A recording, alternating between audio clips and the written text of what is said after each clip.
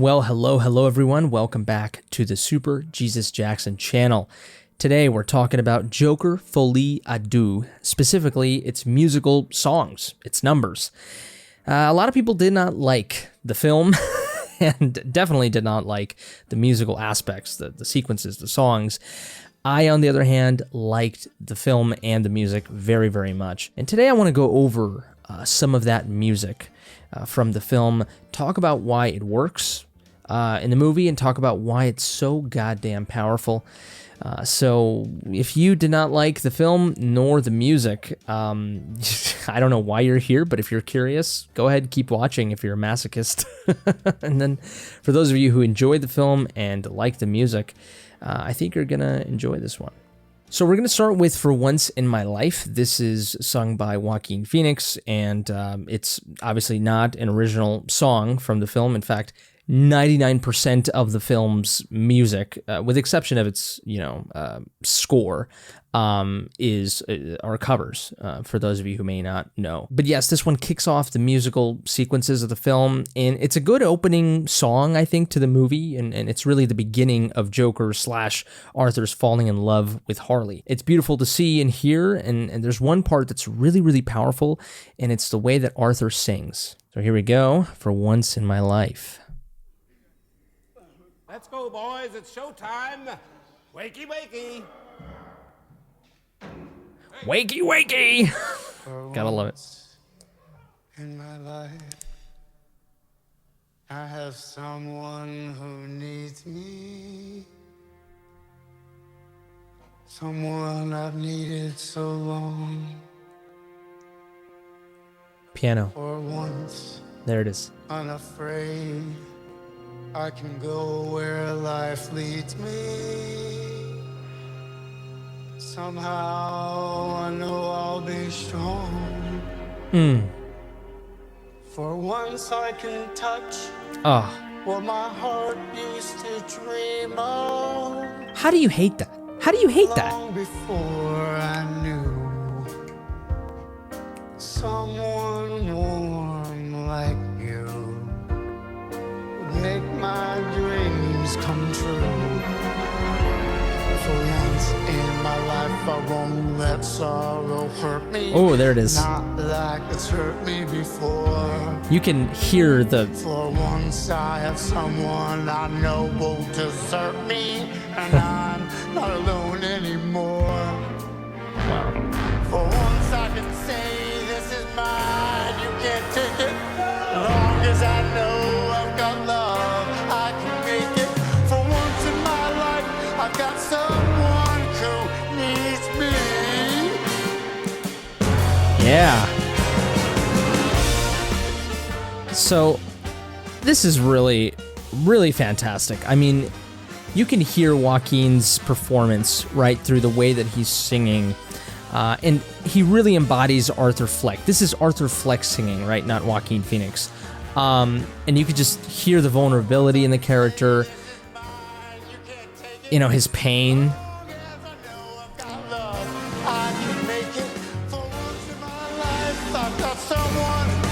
You can hear it right here. Right there.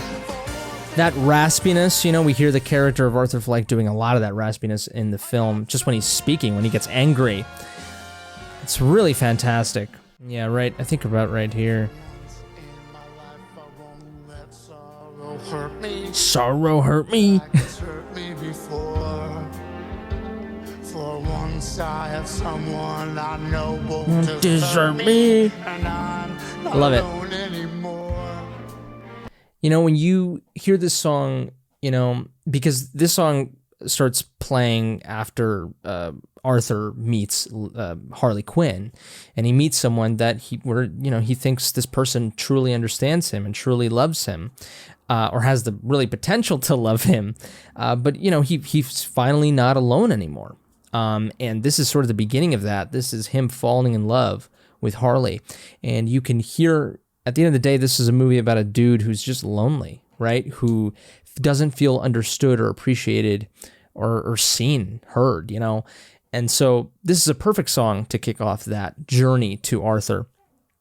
And I just think the instrumentation is beautiful. I think the beginning of it is phenomenal. It's such a beautiful track, and it's great. And for those of you who kind of crapped on the fact that the movie doesn't have original music, I would have liked to see that, but at the same time, I think it makes total sense for the same reasons that I think the movie's a musical, because I think the series has music in its DNA ever since the first film. There were faux musical sequences in the first film. So, and Arthur loved to dance, right? And so this sequel, embodying, literally doubling down on the musical aspects, by literally being a musical, I think makes total sense. And its usage of covers, of existing songs instead of creating its own, makes sense. I think it cements it more in the time period as well, that the movie's set in. And also just, the first one it didn't have original music as well. Like it also used existing songs in the movie. So it makes total sense to me. But yes, for once in my life, fantastic. Let's keep moving here. Let's go to, let's see. If My Friends Could See Me Now. This one right here, it's a decent song, and it's one that works in the movie, not really too much as an album song, but kind of just more in the movie. It's where it works the most. This is Lady Gaga, of course, or Harley Quinn.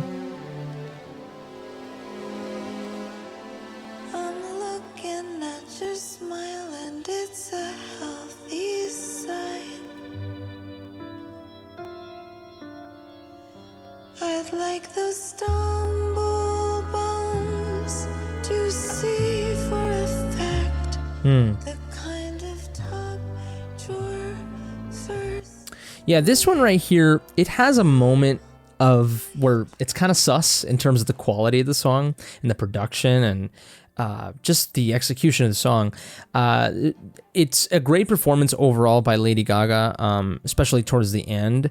But there's a specific part that sounds like they messed up with the pitch correction, and I have no idea why. So this sounds good here.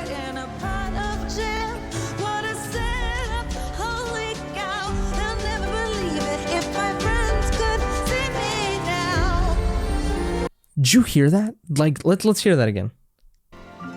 All I can say is wow, just look at where I am tonight. I landed pop right in a pot of jam. What a setup, holy cow. I'll never believe it if my friends could see me now. What in the world happened there? How did that even go through? Especially through Lady Gaga. Like, what happened there? Was she like, did she just, have a cold and she only had one day to record that specific part of the song or something? God. Ugh. I don't know what, yeah, it was clearly, that part was using pitch correction, which is completely unnecessary. Lady Gaga does not need pitch correction. And then here it's perfect. Now it's not as high as that part that we listened to, but it gets higher.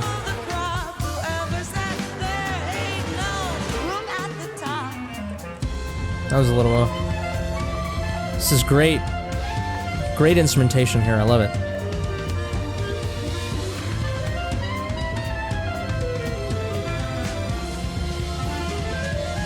And then it gets really bombastic. So this is a really, a really embodiment of the musical aspects of the film, right?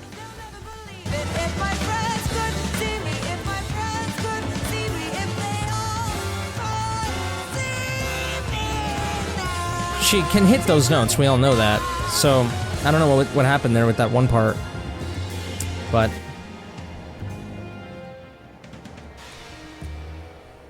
there it is. So that was interesting. Oh, and then we hear kind of the score of I can never pronounce her last name, but Hildur G, I'll just say.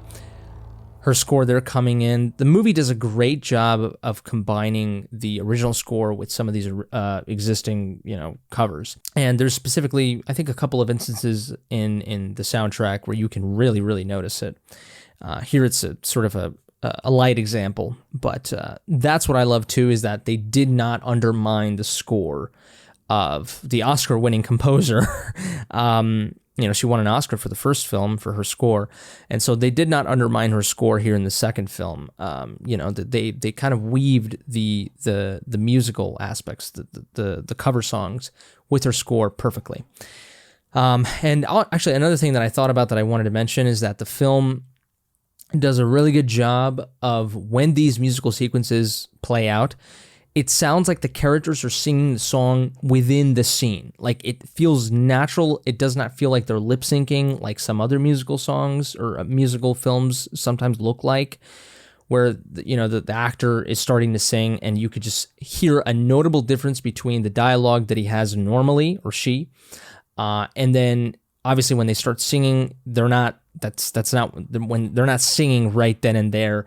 Not only do you hear a vast difference in the sound quality of their voice, because you go from a studio to when they're just saying things in the movie, but just there's that, and then just the lip syncing, because it's not right then and there, right? So it's very, very jarring.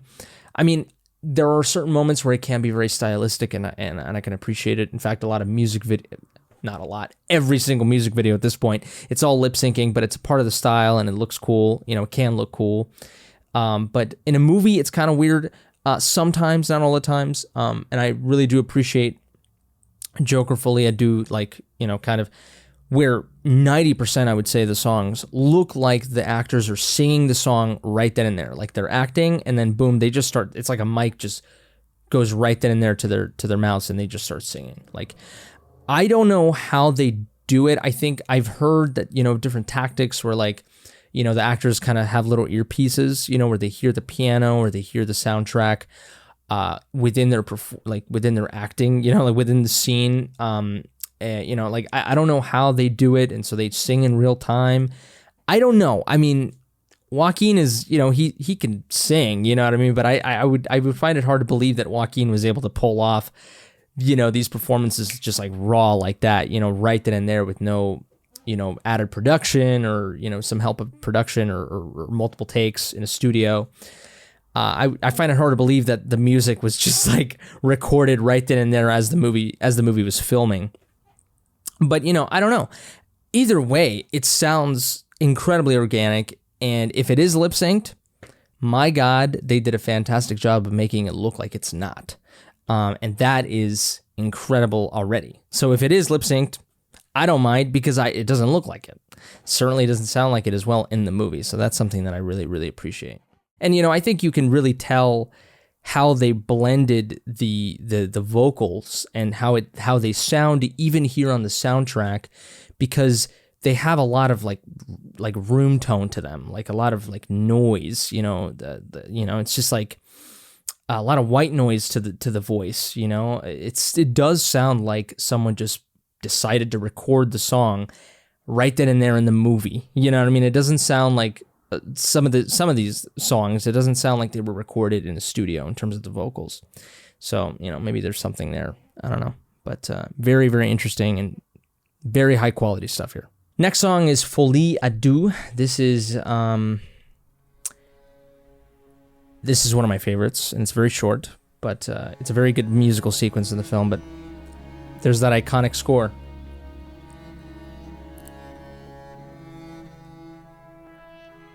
There we go. We hear some of the new composition. This is a beautiful marriage of the original score with a new composition for the song. There it is.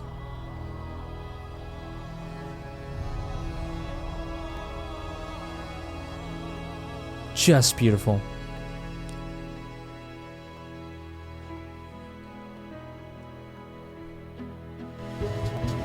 Take my hand, Love it. say you're my friend. I'll find my way back to you. Here and now, I know somehow we tell a story that's true.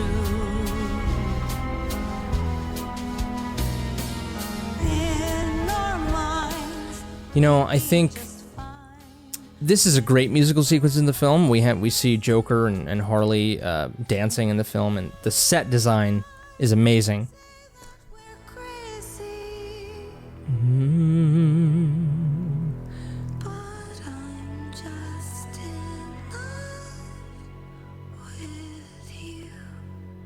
There's like an ominous nature to that. You hear that, it's the lyric is "I'm in love with you," yet the music, in the bottom just sounds like, ominous. It doesn't sound like love. It sounds like madness.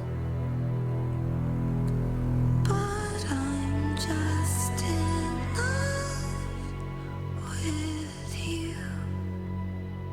Yeah. I think, now that I think about it, this is very interesting because the original score that we hear in the beginning here, this song, we see Joker in the original film dancing to it, but it's a very, very like stilted, it looks like a dance from someone that doesn't know how to dance, but it's very beautiful. It's it's the way that Arthur is expressing himself, but it feels like just, like, again, like stilted. It feels like something's missing. It feels staccato. It doesn't feel like it flows, even though there's a lot of flowiness to his movement in the scene, but it just, there's something off about it. You know what I mean? Like, and I think it was obviously on purpose. This original composition that is, juxtaposing or, blends in with this, with the original score, and then sort of the kind of waltzy, type of, arrangement that the song goes into, I think is kind of and the fact that literally Joker and Harley are dancing in the more conventional way that we think of dance to be. I think it's a metaphor to show that Joker's life without Harley, Arthur really / Arthur was, there was something missing, he was broken, it's not right, and then when Harley comes in to Joker's life, because at the end of the day, this is what we see in the movie is sort of an hallucination and a fantasy of Joker's mind, of Arthur's mind. Once Harley comes into Joker's life, Arthur's life, there's actual dance now, where it makes sense. There is actual flow, there's choreography, there is purpose and meaning, because Joker's original dance, there's no choreography there. It's just kind of him feeling the music, and that's how literally it was shot as well. Joaquin has explained, I think I heard him speak at this Jimmy Kimmel interview that he did, where he said, Todd just started playing the song, and that was what I did there, was what I felt when I heard the song. That's what came out of me. And so it's very, very kind of like just, spontaneous, there's no choreography there. In the same way that much of Joker's actions in the first film and in the second film are very spontaneous. Joker's, especially in the first film, his murders, they come from spontaneous rage. I think in the same way, his dance in that, in that first film and with the song, it was literally just a manifestation of what he was feeling right then and there, right? And so because of that, it doesn't have a lot of flowiness to it. There's something off about it. It's very eerie, and it's beautiful, but not. You know what I mean? And it just doesn't feel like there's meaning or purpose to it. Coming to the second film, we have this now waltz. We have this composition now, and then Joker and Harley literally dancing in this musical sequence. And they're doing actual choreography. You know what I mean?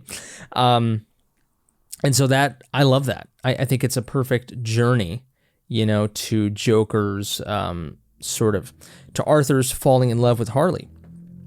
Harley has come into his life and has, magnified and has improved the way his relationship with music and dance, and thus his sense of self-worth. And now there is intent, there is meaning, there is purpose, there is order somehow to him. He's no longer broken and lost. He has found a path, in the same way that you find a choreography to a dance, right? So I think, I don't know, maybe I'm looking too deep into it, but that's absolutely beautiful. Next up, we got Bewitched.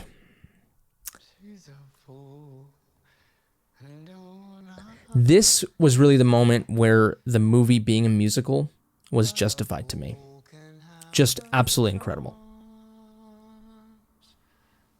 I'm in love, and don't I show it like a babe in arms. I love the guitar there. Love's the same old sad sensation. Lately, I've not slept a wink since this half-pint imitation put me on the blink. Oh, here we go. Such darkness to it, and then it goes into beauty. Right? I'm wild again, Gorgeous. wild again. Hear the vulnerability in his voice. He sounds like a little boy. Whimpering, child again. True love, man. That's what this is. Bewitched, Love at first sight, right? bothered, and bewildered. Father. So beautiful. Am I And it gets even better. It gets even better. lost my heart, but what of it? And he's like smoking in the scene, which is like perfect. She is So adult, yet so innocent. I agree. She can laugh and I love it. Although the love song, Oh, yeah. The laugh truly was on Arthur. I'll sing to her. Here we go. Bring spring to her. And long for the day Beautiful. when I cling to her. Ah, Bewitched, love that. bothered, and bewildered.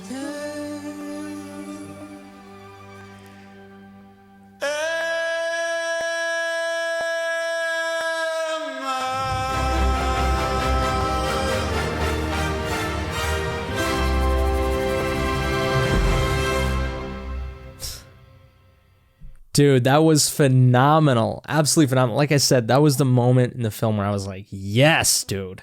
Now I get why it's a musical. See, all the things that I said when we were listening to the song, you know, all that. But, you know, when Harley Quinn and Arthur are singing together, it is so eerie once you realize, and you know, once you get to the point in the movie where you understand that Harley is just manipulating Arthur to fall in love with her. You know what I mean? Joker. And them singing the same line, bewitched, bothered, and bewildered. It is just so incredibly sad on Arthur's end, right? Because he's singing it with pure love and pure infatuation, right? You may call it. But he is fully invested in this love and he really believes in this love. And then Harley is just in it for the Joker fantasy. You know, it's just so sad. And she's just manipulating him and them both singing it. But then again, Harley, when she says bewitched, bothered, and bewildered, she truly is bewitched, bothered, and bewildered. I mean, Harley Quinn was completely entranced by Joker. You know, we all know that to be true.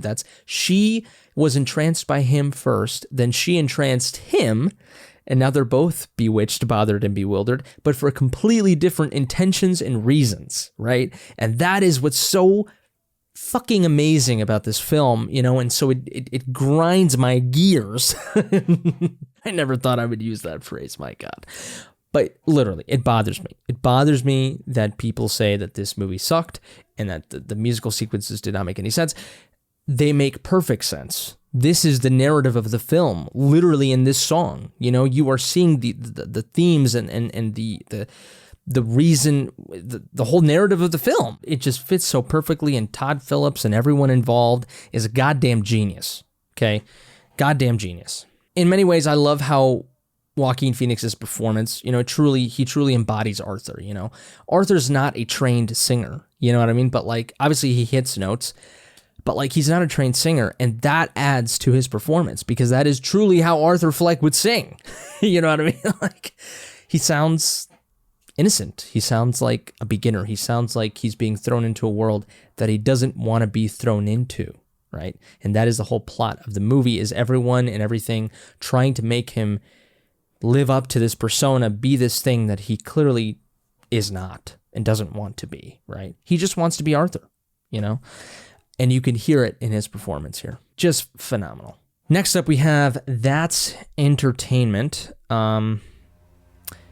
This one right here is another huge example of one that works in the movie, not really as an album, but it's a great example of the marriage of Hilder's composition, her score of the film, and then it goes into a cover of That's Entertainment. Everything that happens in life can happen.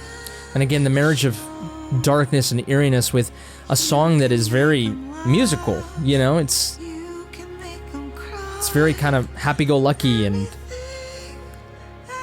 it's not supposed to be this dreary, but that's one of the things that this film does, right?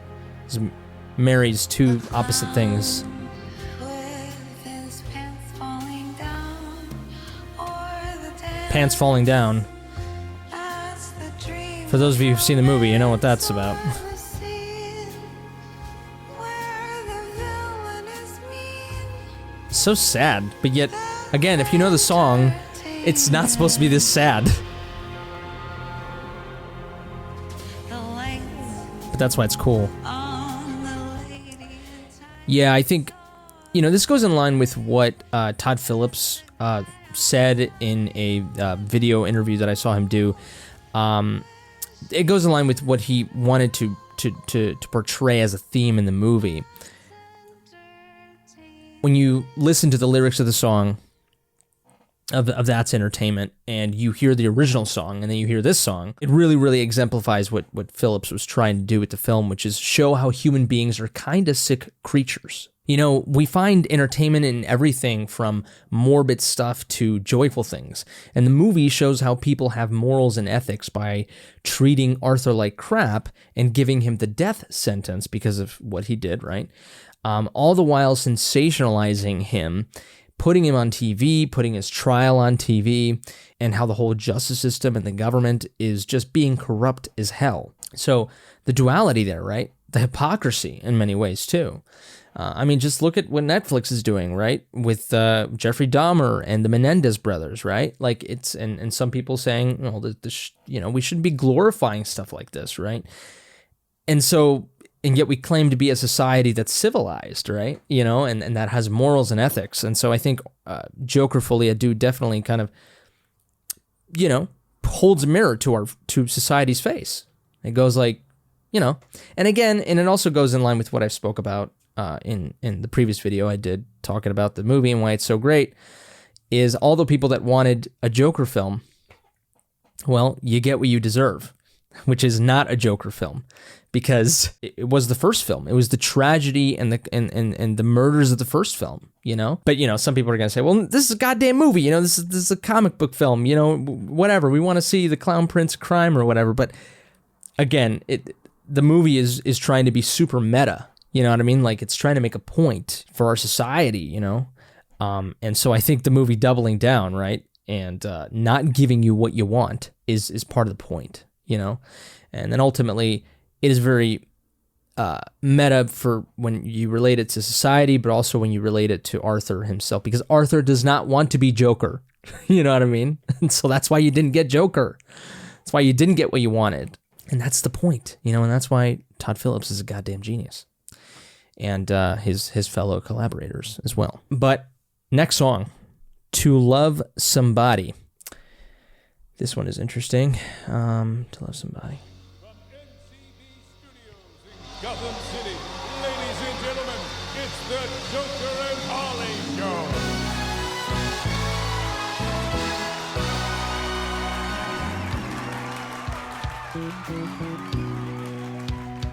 There's a light.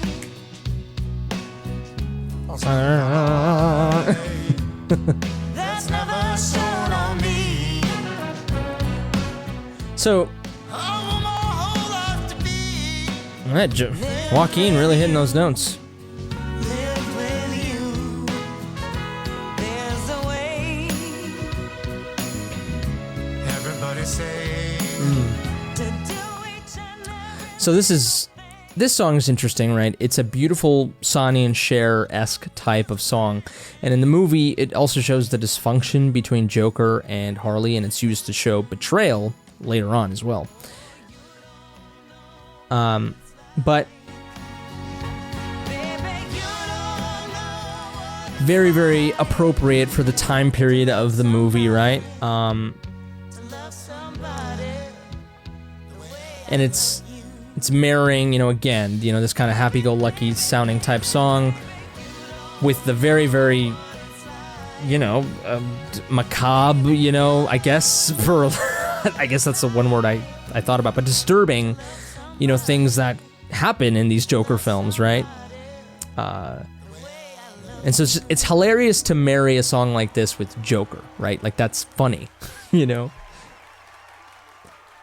it's, it's with what we know of these films to be, it's hilarious, right? And so I think that's part of the juxtaposition, but they find a really, really smart way of combining this song with the musical hallucination sequences that Arthur's having, and it's showing his progression, what he's feeling in between his relationship with Harley, and this sequence right here illustrates how it is, how he feels it to be, and then how it truly becomes, which is it ends up becoming a betrayal.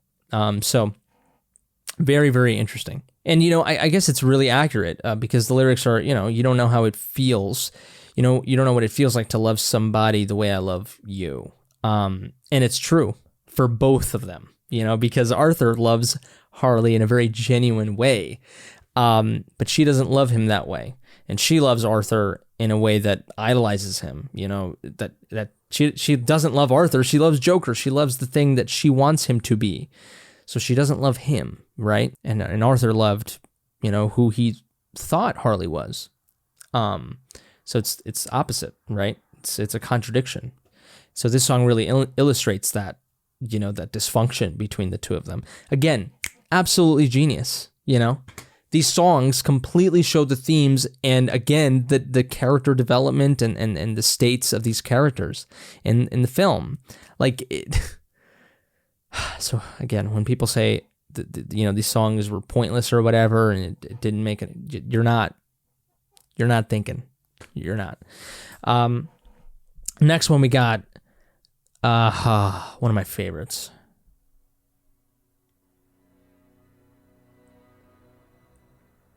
I lost my what when I heard this in the theater. Again, amazing score there. Two birds suddenly appear. Every time Those strings there, beautiful. you are near, just like me, they long to be close to you. Why do stars fall down from the sky every time you walk by? So beautiful. Just like me, they long to be close to you. This is one of the highlights of the film, 100%.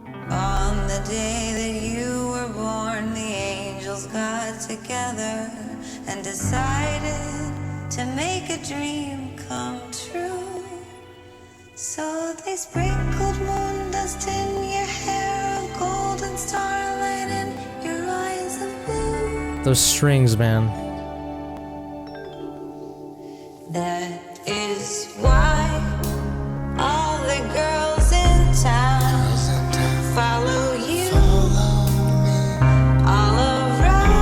so Arthur Fleck, man. Just like me, they long to be. He's being bewitched here. He's just falling into a trap. And this part's beautiful here, but this song works so well because we know what Harley's doing here. You know, she's entrancing Arthur once again. And Joker's just falling for it. But really Arthur. And it's just so sad. Just like me. And it's a very, very beautiful, meaningful song, right? But that darkness in the song really illustrates the manipulation of Harley, right? In the darkness.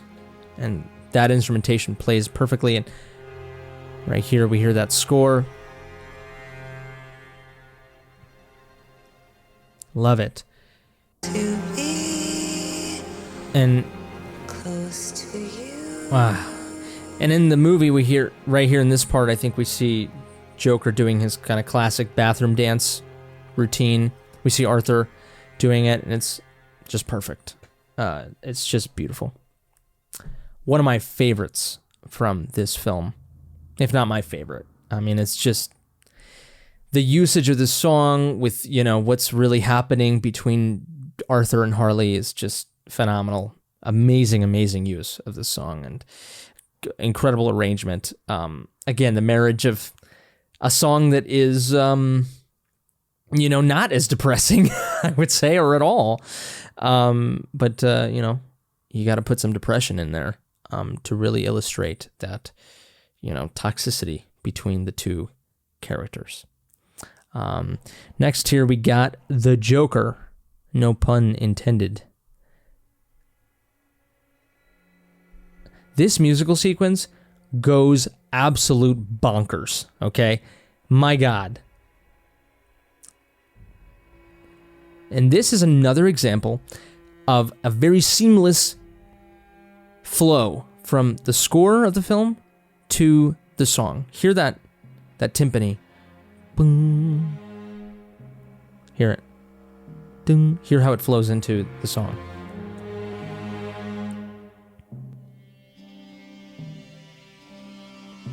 That's from the original film. That ding, ding. It's a very recognizable melody from the film.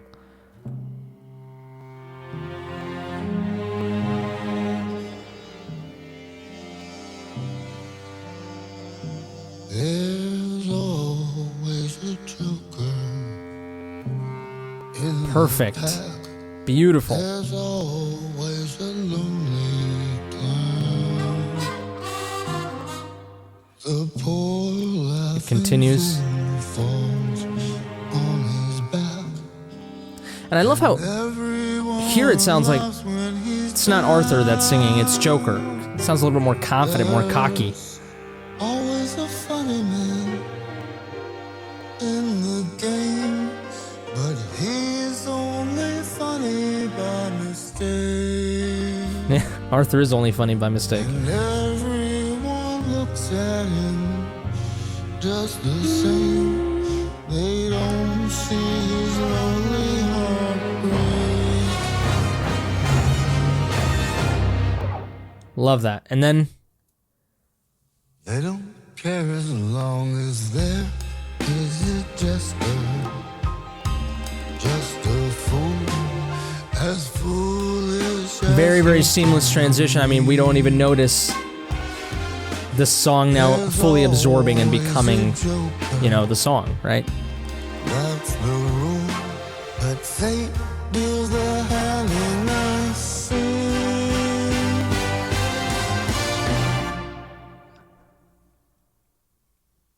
The Joker is me. Ah, so good, dude.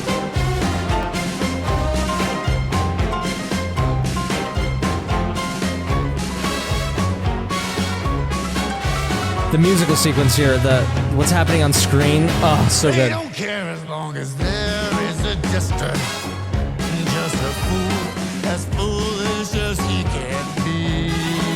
Oh, Phoenix's performance here. Always a joker. That's the rule, but fate deals the hand and I see. Joker is me. The Joker is me. So groovy. Ooh, then it goes.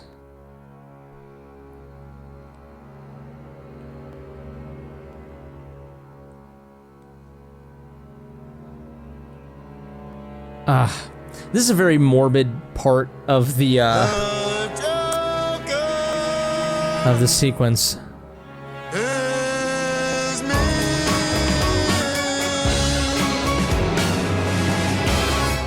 And he shoots himself in the head there. Fantastic. I love this song. I could hear it over and over again. But yeah, like I said, right? Beautiful transition from the score to the actual song itself, and amazing performance from Joaquin Phoenix. And again, I do love how you can hear how this is being sung by Joker now, not really Arthur. It's very cocky, right? And of course, the lyrics are, incredibly relevant. I don't have to point that out. But amazing, amazing stuff. Next up, we have Gonna Build a Mountain, and this one is, it's as musical as you possibly get. One of the as musical you could possibly. I don't even know what the hell I'm saying. Gonna build a mountain. But it gets very bombastic and, Little very La La Landish, I guess. gonna build me a mountain. And Lady Gaga definitely shows her vocal chops in this song. I will This sequence has some great shots in the film, build a mountain. and just great performance overall. Gonna build it. Love the chords there. And then it goes.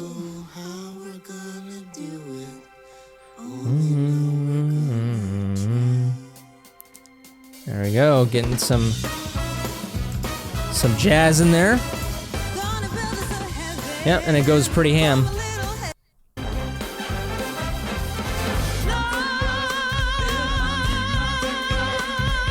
me build it. Love it. Build us a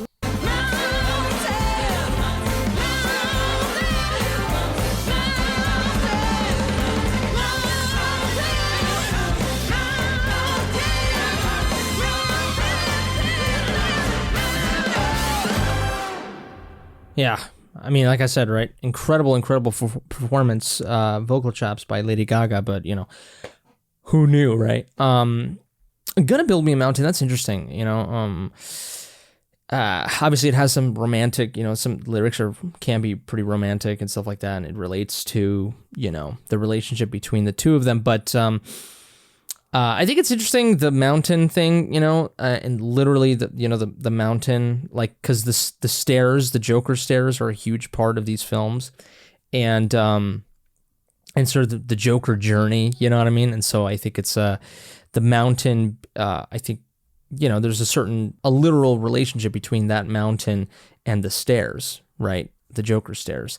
So I think that's a very interesting, I don't know, metaphor, I guess you could say, or analogy, right? Next up we have I've Got the World on a String, and this song, there we have the score.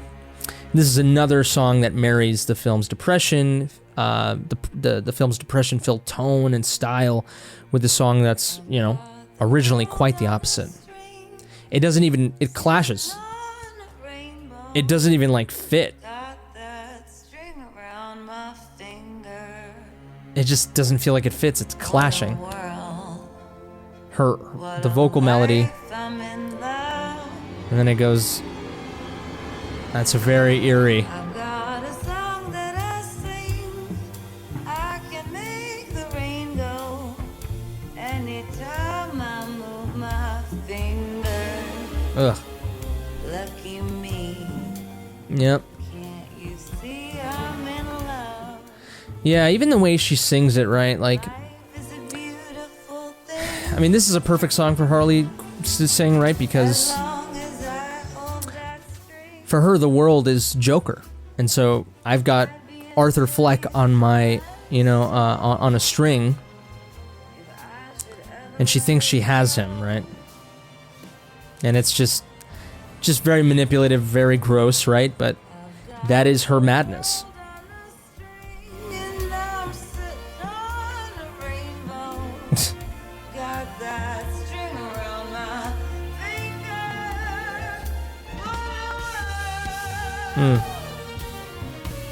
Yeah, there ain't no other kind of light. Oof. Yeah. What a light. Hey, now I'm so in love. Yeah, it's very twisted kind of love. So very, very cool usage of this song. Really, really love that. It's a very clever use of the song with her character. Next up we have, let's see. Oh God, here we go. If You Go Away. It's me. God, this is just a masterpiece. This is the climax of the musical sequence, the musical aspect of the film, to me. I didn't want you to go.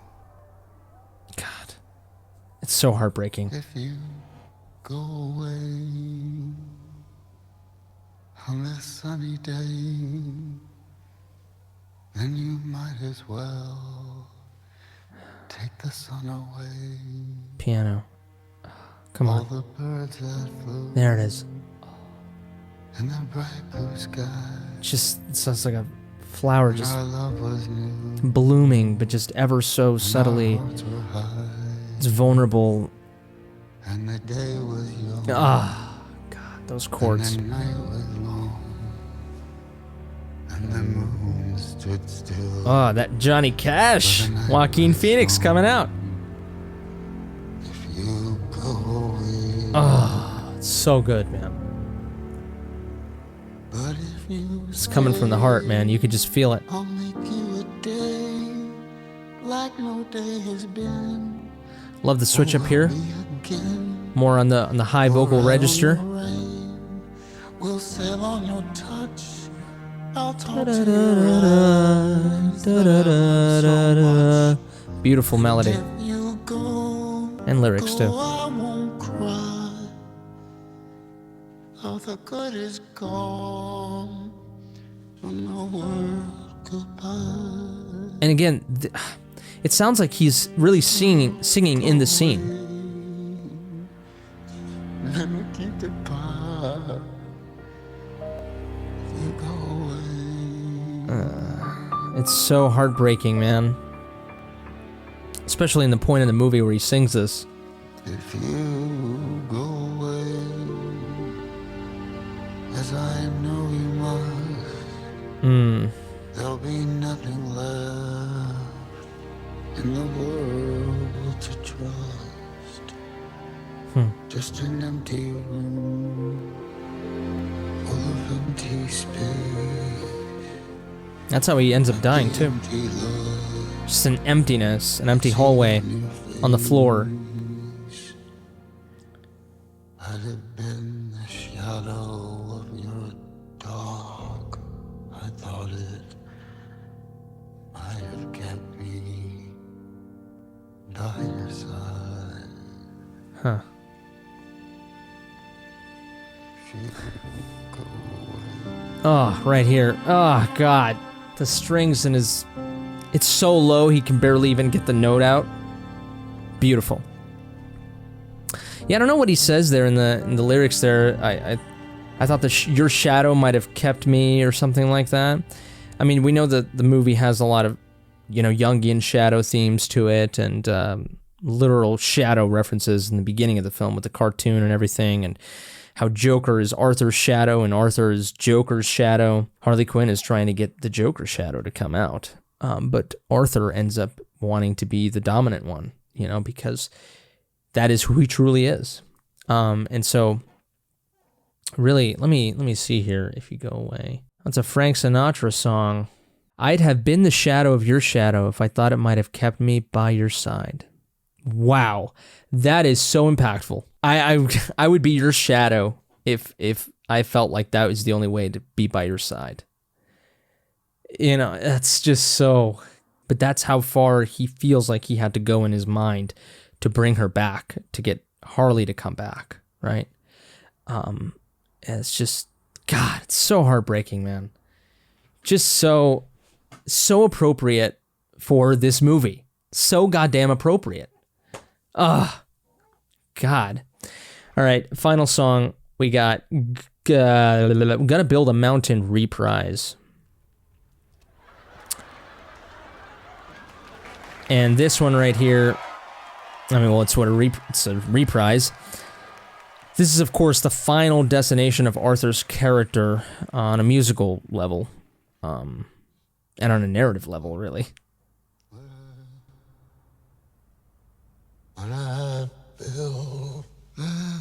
This is after he's been shot by Harley, and not only in his fantasy, but kind of literally, right? Because she breaks up with him, she leaves him. And he dies, you know?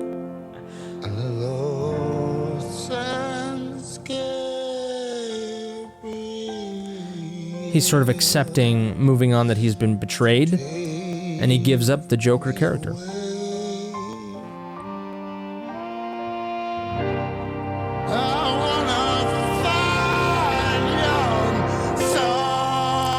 Love that.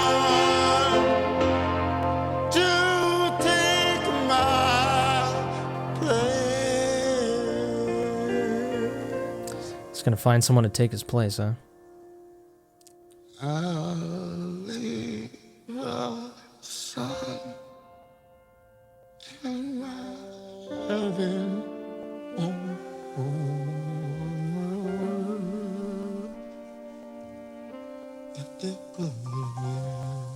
Really powerful performance here by Phoenix.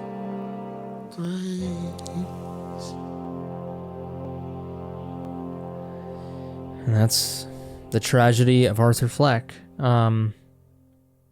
Really fantastic stuff here.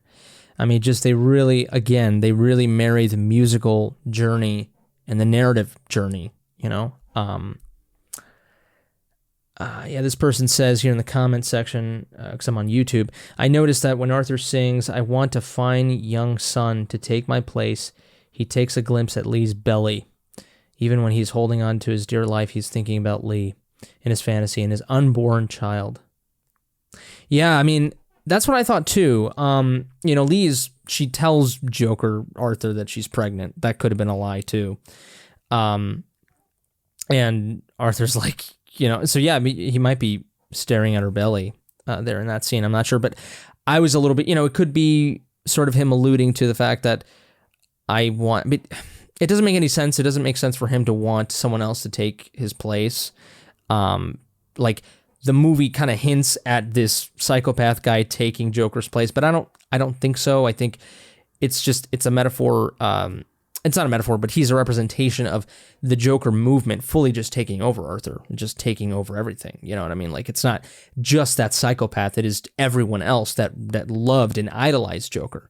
That's what that means. You know, I don't think it really means that the psychopath is now Joker. I don't think that's what it meant.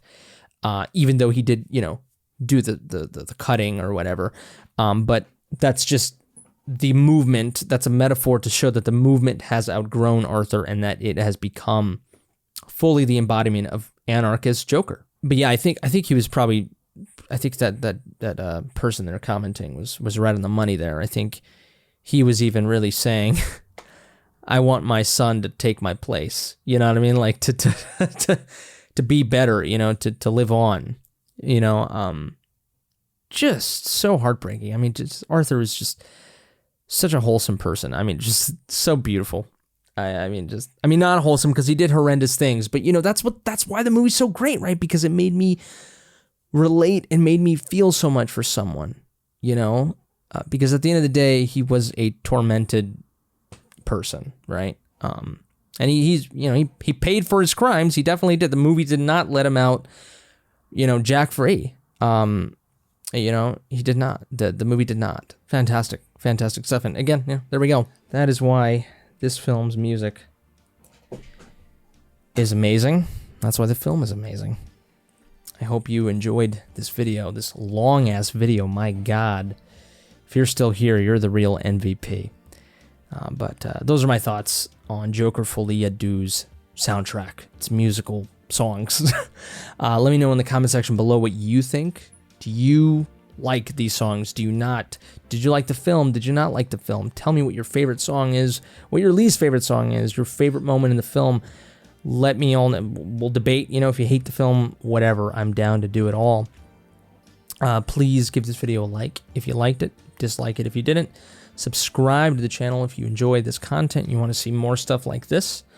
If it's your birthday, happy birthday to you, you beautiful creature. God, I need a fucking burp. Oh, it's that thing where you're like I need a burp. What was I saying? Yes, I think that's it for me. You all take care, stay safe, and until next time, I love you.